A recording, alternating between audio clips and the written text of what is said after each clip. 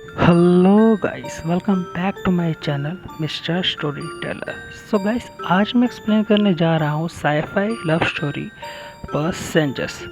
ये मूवी 2016 में आई थी एंड IMDb पे इसकी रेटिंग है 7/10।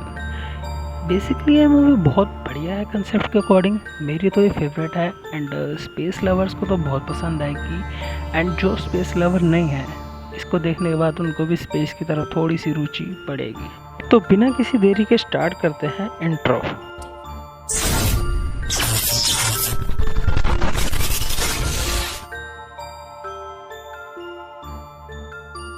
मूवी के एक सीन में दिखाया जाता है कि एक लड़का एक लड़की को डेट पर लेकर जाता है। सब कुछ वहाँ पर नॉर्मल होता है, लेकिन बाद में ही हमें बार टेंडर के पैर दिखाए जाते हैं।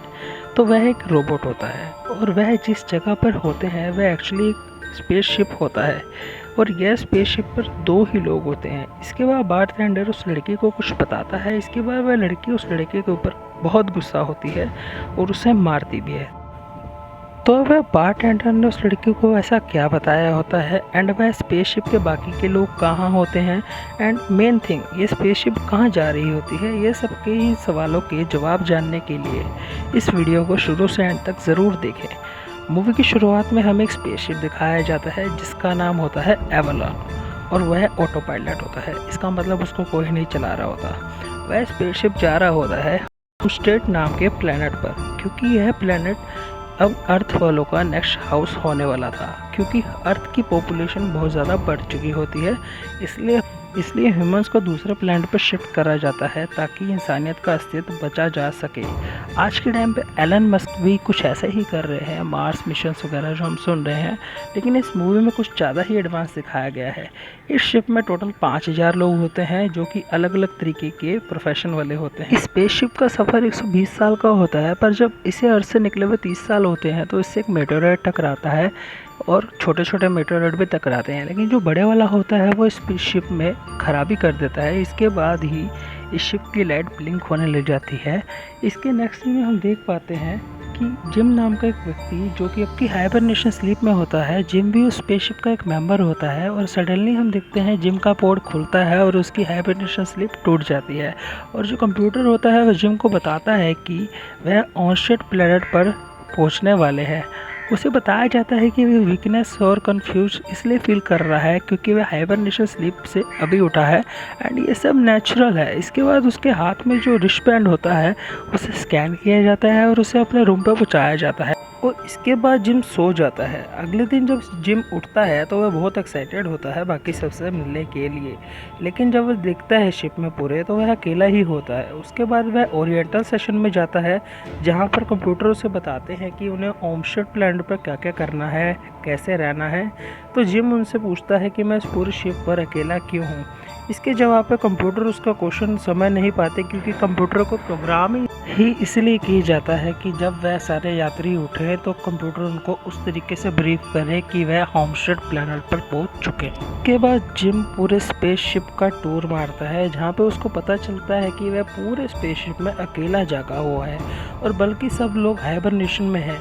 अब मैं आपको हाइबरनेशन स्लीप का मीनिंग बताऊंगा, जिसमें कि किसी व्यक्ति को एक लंबे समय के लिए गहरी नींद में सुला दिया जाता है। इससे कि उस व्यक्ति की उम्र स्लो बढ़ती है एंड इसी तरीके से ये होमस्टेड प्लैनेट का सफ़र पूरा हो सकता था जिसमें कि ये लोग सोए रहे एंड जब ये 120 साल बाद पहुँचे उस प्लैनेट पे तब इनकी उम्र ज़्यादा बड़ी ना हो। इससे क्या होगा, वह 120 साल तक शिप पर ज़िंदा रह सकेंगे एंड बाकी बची ज़िंदगी उस होमस्टेड प्लैनेट पर मज़े से काट सकेंगे। कि जिम की नींद तो 30 साल में ही खुल जाती है, यानी कि अभी भी 90 साल है उस प्लैनेट पर पहुँचने के लिए और वह इस शिप में अकेला ही था। इसलिए उसको कुछ ना कुछ तो सोचना पड़ता है हाइबरनेशन स्लीप में वापस जाने के लिए। इसलिए जिम उस कंपनी को मैसेज भेजता है जहां पर ये सारा मिशन ऑर्गेनाइज किया जाता है और उस ऑर्गेनाइजेशन का नाम उस प्लेनेट के नाम पर ही होता है, होमस्टेड।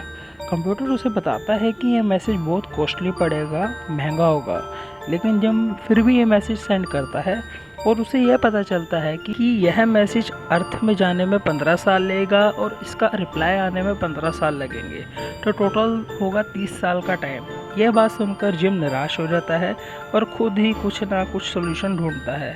जिम जितने भी मैनुअल्स होते हैं शिप में उन सबको पढ़ लेता है और वह खुद ही सब कुछ करता है जो वह कर सकता है, परंतु वह कुछ फाइंड नहीं कर पाता जिससे वह दोबारा गहरी नींद में जा सके। इसके बाद जो क्रू के लोग होते हैं वह उनके पास जाना चाहता है, लेकिन वहाँ एक गेट होता है, वहाँ कोई नहीं जा सकता और उसके जो हाथ में रिस्ट बैंड होता है उसके बाद इतनी अथॉरिटी नहीं होती कि वो गेट खोल सके। इसके बाद जिम को एक रोबोट मिलता है जिसका नाम होता है आर्थर। वह जिम से बात कर पाता है, लेकिन वह उतनी ही बात कर पाता है जिस हिसाब से उसको डिज़ाइन किया गया। आर्थर के पास ज़्यादा आईक्यू नहीं होता क्योंकि वह होती तो एक मशीन ही है। इसके बाद जिम जनरल क्लास का एक पैसेंजर होता है।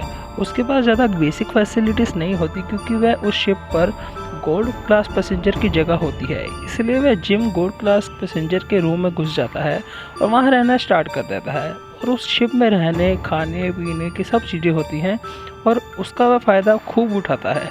अकेले होने के कारण वह ज़्यादा दिन तक एंजॉय नहीं कर पाता क्योंकि वह वहाँ से बोर हो जाता है। इसी बीच 1 साल बीत जाता है और आर्थर अकेलेपन में इतना ज़्यादा डेस्परेट हो चुका होता है कि वह एक बार सुसाइड करने का भी वह एक बार ट्राई करता है। इसलिए वह स्पेसशिप में एक ऐसी जगह में जाता है जहाँ पे पैसेंजर्स स्पेस सूट लगाकर शिप से बाहर जाकर स्पेस वॉक कर सकते थे।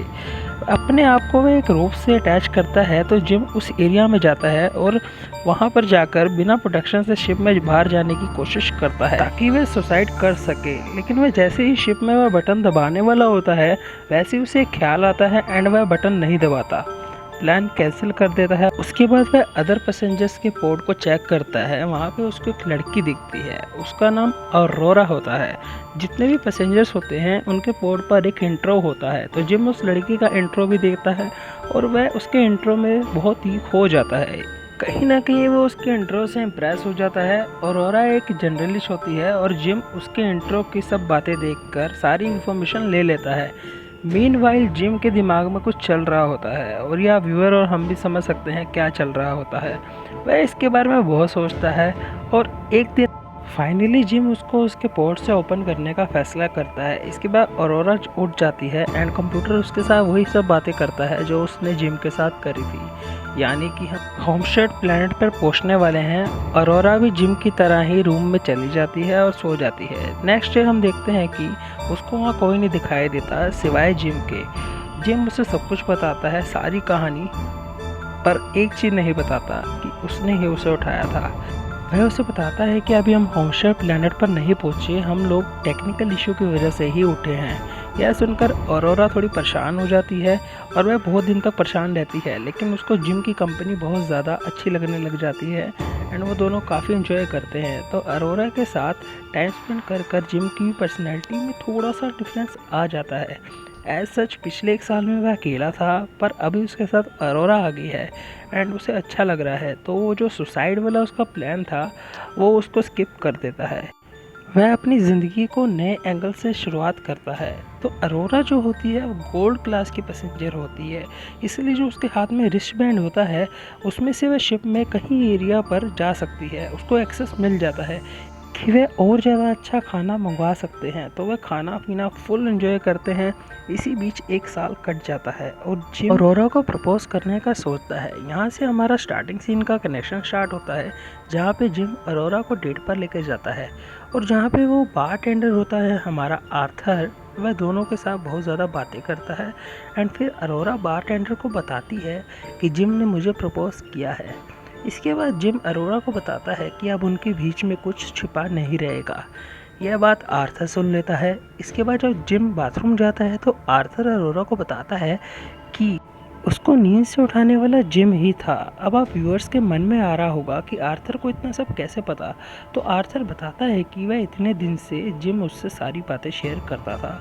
वह बताता है कि ऑरोरा को देखने के बाद जिम सबसे पहले उसके पास आया और उसे यह बताता है कि वह अरोरा को नींद से जगाने वाला है। साथ में ही आर्थर को वह ये कहता है कि अरोरा को यह बात ना बताए। बट जब यह डेट पर जाते हैं तब जिम यह कहता है कि उन दोनों के बीच कुछ सीक्रेट नहीं रहने वाला। तो ये सुनकर आर्थर, जो कि एक रोबोट है, वह उसके इंस्ट्रक्शंस को मान लेता है और उसे लगता है कि यह सीक्रेट अरोरा को बताने लायक है, इसलिए वह अरोरा को बता देता है। अब यह सुनकर अरोरा ज़्यादा गुस्सा हो जाती है एंड जिम से कहती है कि तुमने मुझे जल्दी उठाकर मेरा मर्डर ही कर दिया है, क्योंकि अब मुझे मरते दम तक इस शिप में रहना होगा। उसने असली लाइफ जो होमस्टेड प्लेनेट पर प्लान की थी वह अभी भी पूरी नहीं हो पाएगी, क्योंकि ये प्लेनेट को वहाँ जाने में 88 ईयर्स लगने थे एंड वहाँ जाते जाते इनकी उम्र पूरी हो जाएगी एंड यहीं पे ये गुजर जाएंगे।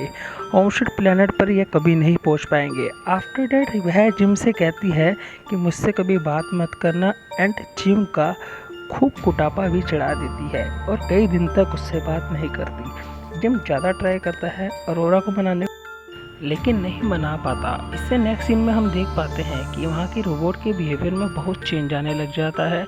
लाइट्स फिर से ब्लिंक होने लग जाती हैं एंड वैसा ही माहौल बन जाता है जैसे कि 2 साल पहले मेटेओराइड के टकराने से हुआ होता है। इसी बीच हम व्यूअर्स देख पाते हैं कि शिप का एक पायलट उठ जाता है, उसका भी पोर्ट ऑटोमेटिकली ओपन हो जाता है एंड वो अरोरा और जिम से मिलता है एंड वो भी शॉक्ड होता है। उसके पास जो रिस्ट बैंड होता है उसमें इतने फीचर्स होते हैं कि वह पूरे सिस्टम को कंट्रोल कर सकता है एंड शिप के किसी भी कोने में जा सकता है। उधर वह देखता है कि मेन कमांड सेंटर में, जो कि एकदम अंदर होता है, वहाँ पर कुछ कंट्रोल फेल हो चुके हैं, जिसके कारण उन्हें कुछ नहीं पता चलता। लेकिन वह इस प्रॉब्लम को मैन्युअली भी चेक कर सकते थे, जिसमें टाइम लगना था। इसके बाद वह कैप्टन को पता चलता है कि शिप में जो ऐसी प्रॉब्लम आ गई है जिससे शिप कुछ ही सालों में तबाह हो सकता है या फिर सारे यात्री एक एक करके जागने लग जाएंगे, जिससे कि यह मिशन फेल हो सकता है। इन्हें यह पता चलता है कि इसका कारण वो 2 साल पहले टकराया हुआ मेटेओराइड था, इसी कारण ये शिप खराब हो चुका होता है। अब अरोरा और जिन से बात करते करते कैप्टन घिस जाता है, तभी वह उस कैप्टन को उठाकर मेडिकल सेंटर में जाते हैं, जो कि उस शिप में इनबिल्ट होता है विद हाई-फाई टेक्नोलॉजीज। जब मशीन कैप्टन को फुल बॉडी स्कैन करती है तब उन्हें पता चलता है कि कैप्टन को बहुत सारी इंजरीज आ चुकी हैं, जिसकी वजह से उसकी किसी भी टाइम मृत्यु हो सकती है, क्योंकि कैप्टन का पोर्ट अंदर से ख़राब हो चुका होता है और उसके अंदर पड़े पड़े कैप्टन को बहुत सारी इंजरीज आ जाती हैं। फिर कुछ ही टाइम के बाद कैप्टन की डेथ हो जाती है। वह यह भी नहीं बता पाता कि अरोरा और जिम को आगे क्या करना है, लेकिन वह दोनों क्लेवर होते हैं एज दे नो कि कैप्टन के हाथ में जो रिस्ट बैंड है उसमें बहुत सारे फीचर्स हैं। वह उस रिस्ट बैंड को उठाकर कई रूम को ओपन करते हैं और इन्फो भी ले लेते हैं। इसके बाद जिम और अरोरा को एक रूम मिलता है, वहाँ पे बहुत बड़ा सा छेद होता है। इसके बाद वह बड़ी मुश्किल से उस छेद को बंद कर पाते हैं। इसके बाद उन्हें पता लगता है कि शिप के अंदर का जो इंजन है वह ख़राब हो चुका है। वह क्यों ख़राब हुआ है? उस मेटेओराइड के टकराने से। उसके बाद अब उसको ठीक करने के लिए जिम को बाहर जाना पड़ेगा और शिप के एग्जॉस्ट को ओपन करना पड़ेगा और उसे बाहर से खोलना पड़ेगा। इस प्रोसेस में जिम की जान भी जा सकती थी और अरोरा उसे जाने से मना करती है, क्योंकि इस साल में अरोरा को भी जिम से प्यार हो चुका था कहीं ना कहीं और वह उसको खोना नहीं चाहती थी। अगर जिम बाहर जाता है, उसकी डेथ हो जाती है, तो अरोरा को भी अब अकेला ही रहना पड़ेगा जैसे जिम रहता था। पर जिम बाकी लोगों को बचाना चाहता था एंड इस मिशन को सक्सेसफुल बनाना चाहता था। वह बाहर जाकर एग्जॉस्ट को ओपन करने की कोशिश करता है। जैसे वह एग्जॉस्ट को खोलता है तो बहुत सारी हीट जिम पर आती है, जिससे उसकी जो रस्सी जुड़ी होती है शिप से वह टूट जाती है और जिम डार्क स्पेस में खोने लगता है। तभी अरोरा स्पेस सूट पहनती है और जिम को बचाती है। वह जिम को स्पेसशिप के अंदर लाती है तो वह देखती है कि जिम की हार्ट बीट रुकी हुई है एंड वह बेहोश है। अरोरा जिम को उसी मशीन में डालती है जिसमें कैप्टन को डाला था। उसमें वह मशीन को सारे कमांड दे देती है जो जिम के लिए अवेलेबल थे, लेकिन वह ठीक नहीं हो पाता। तो अरोरा कैप्टन के बैंड को यूज़ करती है और उससे मशीन को एक साथ सारे ट्रीटमेंट करने के कमांड दे देती है। इसके बाद हम देखते हैं जिम को एक नई ज़िंदगी मिलती है, उसकी रिकवरी स्टार्ट हो जाती है और जिम को होश आ जाता है। मीनवाइल हमें पता चलता है कि जिम ने जो बाहर जाकर एग्जॉस्ट ठीक किया होता है उससे शिप पूरे तरीके से ठीक हो चुकी होती है एंड अब ये होमस्टेड प्लैनेट का सफ़र जारी रहेगा। इसके बाद अरोरा और जिम बहुत खुश हो जाते हैं। जिम एक दिन जो मशीन होती है हेल्थ वाली उसको अच्छे से देखता है, तो उसे पता चलता है कि अगर कोई भी एक इंसान उस मशीन के अंदर बैठेगा और डीप स्लीप यानी हाइबरनेशन में जाने की कोशिश करेगा तो ये प्रोसेस सफल है। यह बात वह अरोरा को बताता है, क्योंकि पहले उसने अरोरा को जगाया होता है 1 साल पहले, लेकिन अरोरा जिम को अब मना कर देती है, क्योंकि अगर वह हाइबरनेशन स्लीप में गई तो जिम अकेला हो जाएगा, वह जिम से दूर हो जाएगी एंड वह नहीं चाहती थी ये सब, क्योंकि वह जिम से प्यार करती थी, इसलिए वो इस चीज़ को डिनाई कर देती है। आफ्टर 88 ईयर्स हम देखते हैं कि वह शिप होमस्टेड प्लैनेट पे चला जाता है, जिसका पूरा नाम होमस्टेड 2 होता है। इसके बाद वहाँ पे 4997 लोग जो पहुँचते हैं उन्हें होश आता है। वह जब अपने पोर्ट से उतरकर बाहर मेन एरिया में आते हैं तो उन्हें जो दिखता है वह एक मिनी फॉरेस्ट टाइप होता है। वहाँ एक छोटा सा घर भी होता है, तो इससे हमें व्यूअर्स को पता चल पाता है कि जिम और अरोरा ने वहाँ घर बनाया एंड अपनी लाइफ अच्छे से स्पेंड करी। अरोरा ने वहाँ एक बुक भी रखी होती है जिसमें उसने स्टार्टिंग से लेके एंड तक की सारी स्टोरी जो मूवी की होती है वो लिखी होती है कि उन्होंने वहाँ कैसे लाइफ स्पेंड करी, क्या क्या एंजॉय करा। तो मेरे अकॉर्डिंग तो ये मूवी मास्टरपीस थी। एंड बात करते हैं इस मूवी और इसके किरदारों से जुड़े कुछ फैक्ट्स के बारे में। I hope you will enjoy it. First fact ये है, इस शिप में अपनी वॉइस ओवर देने वाली एमा क्लार्क लंदन अंडरग्राउंड में माइंड द गैप जैसी वॉइसेस भी दे चुकी हैं। सेकंड फैक्ट ये है कि इस मूवी की रीशूटिंग स्टार्ट हुई थी अक्टूबर 2016 में टू फिक्स सर्टेन एलिमेंट्स। अब वो एलिमेंट क्या थे वो तो नहीं बताया गया, लेकिन प्रोडक्शंस का कोई था मामला। थर्ड फैक्ट ये है, माइकल शीन जिन्होंने इसमें आर्थर का रोल किया है, उन्होंने कैस्टर और नाइट क्लब ओनर का रोल भी करा था इन ट्रोन मूवी। एंड फैक्ट की बात ये है कि उस मूवी में भी वह एक रोबोट ही थे।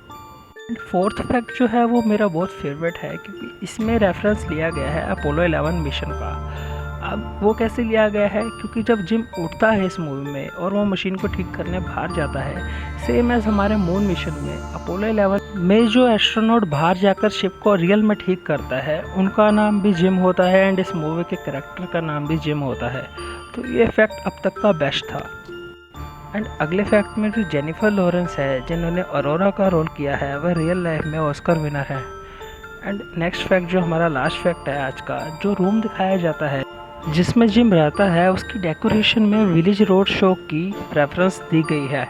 सो गाइस, ये थी मेरी इस मूवी को लेके explanation. I hope you will like it.